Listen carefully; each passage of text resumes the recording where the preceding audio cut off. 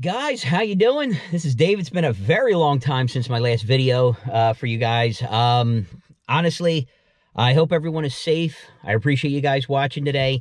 Got a little bit of different things that I'm doing that I thought was a good idea to bring up. I know probably over the last, oh boy, probably at least a year, you've been hearing here and there about a little bit of drivability issues with the car.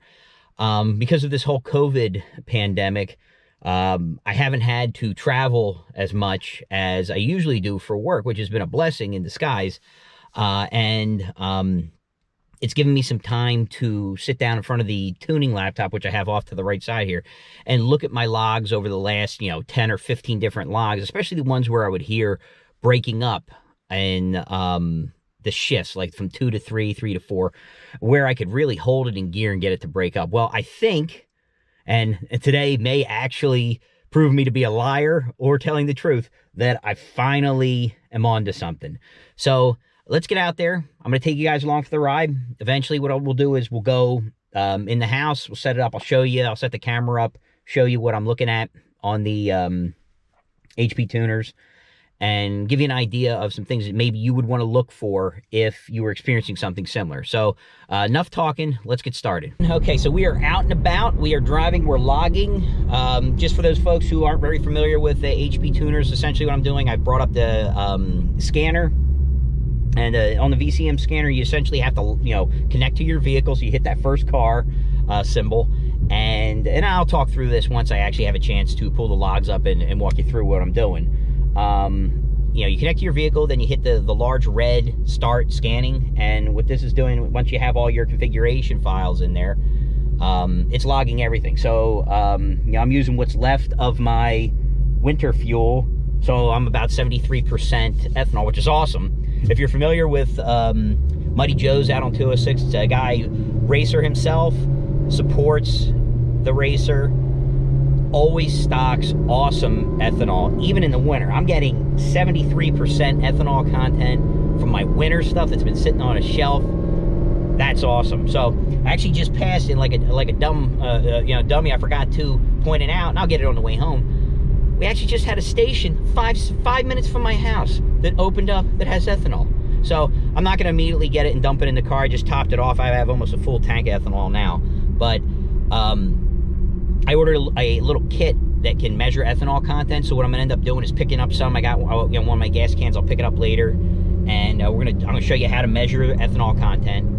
But like right now, what I'm doing, and the whole point of this video, is if you remember from several videos back that I mentioned, I was always suffering. Actually, I think I bitched about it in pretty much every video, saying like the car is an absolute beast under wide open throttle, and I never worried about that.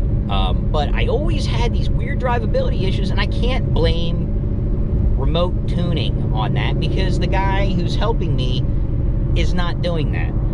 They're not there. It's hard to explain. Now, luckily, Jay Posner and Rick Crawford, the guys I'm working with on this, are best of the best in this area. So I was at least able to articulate what the car was doing, and we knew it had something to do with the weird timing spikes that are like this funky anomaly of like 16 and 17 SS's.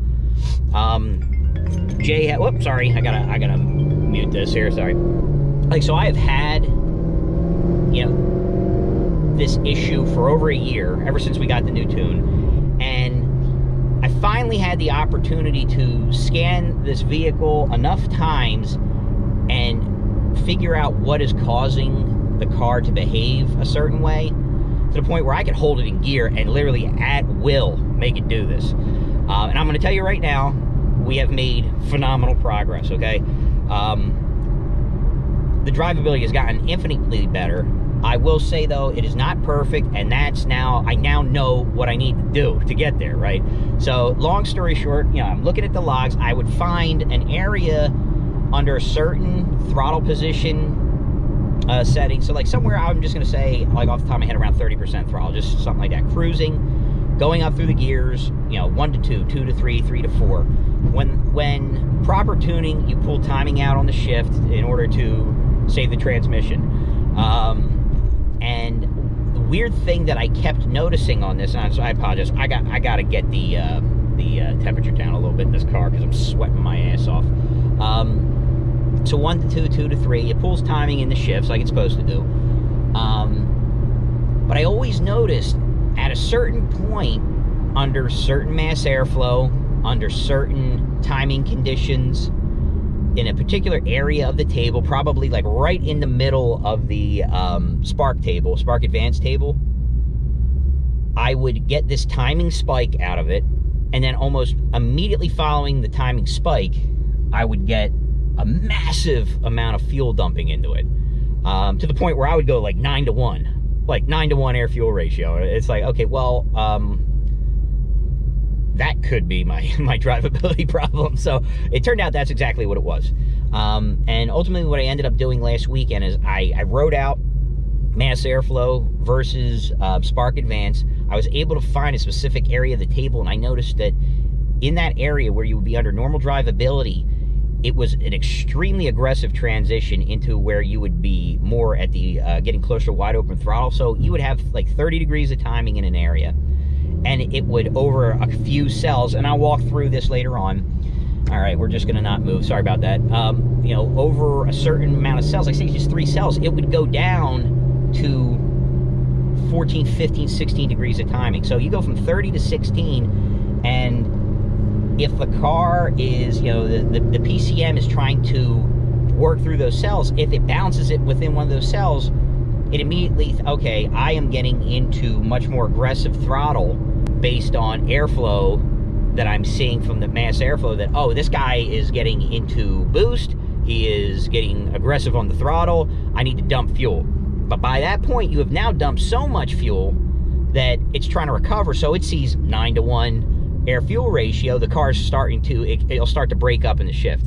And I found this on, I want to say, sorry about it, I think one of my other cameras went off. I saw that 10 times. Once I knew what to look for, you see the timing spike, and then almost immediately after that, a huge amount of fuel poured in. So I'm like, okay, now I know what I'm looking for. Isolated that area of the table, of the log, went, looked at the tune, went into the Spark Advanced table, I'll show you all that good stuff. Found the wild transition in it, and boom. Like, I said, okay, I'm gonna add like 10 degrees of timing. I talked to the guys at oh my goodness, Sesame Street Race. I talked to Jay, and I was like, okay, well, where I'm messing around, adding 10 degrees is gonna make much of a difference. And it's actually great, because I'm driving right now, and the car is just shifting, no problem. Every once in a while I feel a little hiccup, nowhere near what I was experiencing before. So I'm gonna go in, I'm gonna try to look, because I can see where some of the air fuel's dipping a little bit. So it's trying to do that in a couple areas. So I'm gonna isolate that. I'm gonna bump the timing a little bit more, but I'm running on ethanol so I can support that. It's areas down under boost where, you know, I'm running 13 degrees of timing, maybe 13.5 degrees. That's where you don't want to really mess around, okay? That is where getting a reliable remote tuner who knows what they're doing with the system to get you right so you can drive the car, it is worth its weight in gold. And I was very lucky getting Jay, because he knew exactly what I was talking about. So we were able to like kind of go back and forth, and I tried this, it worked.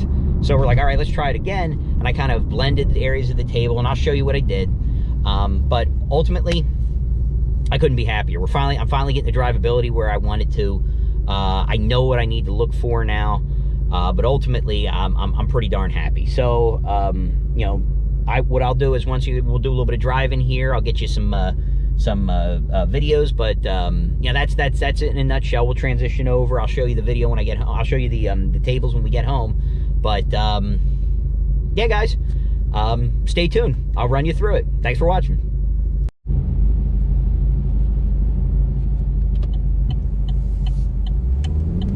All right, so let's get a little wide open pool, shall we? So you can see I still got like one little area here, but let's see if I don't kill myself. All right.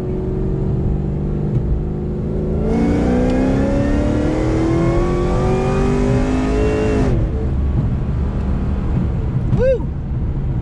Man, these tires. I wanted to bring up some of the stuff we're doing on the channel.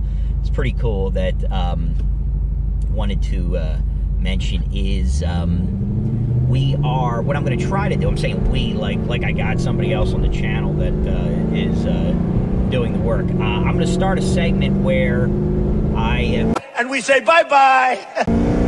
Hold on here. Where goddamn, somebody was like sitting right next to me. I had to get away from them. And hopefully, I think this weekend's supposed to be like in the 60s, man. So I'm super excited. Oh, you heard that burp? All right, so I'm gonna take a look there in the log. Anytime I see a burp, a hiccup, or anything weird, or a weird spike in the fuel, I'm going to that area and I'm gonna figure it out. So that's what I promise. All right, guys. So enjoy some of the driving videos. I'm gonna shut up. All right.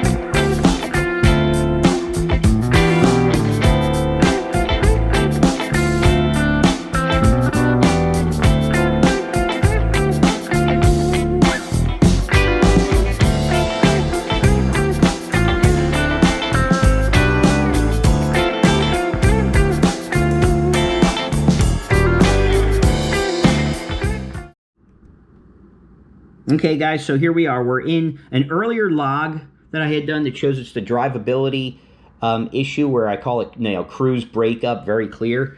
And you can see in this area, we're right around third gear. If you're familiar with all HP tuners, you have all your kind of readouts. Here's your air, fuel, and your RPM, timing, spark, all that good stuff, right? Mass airflow.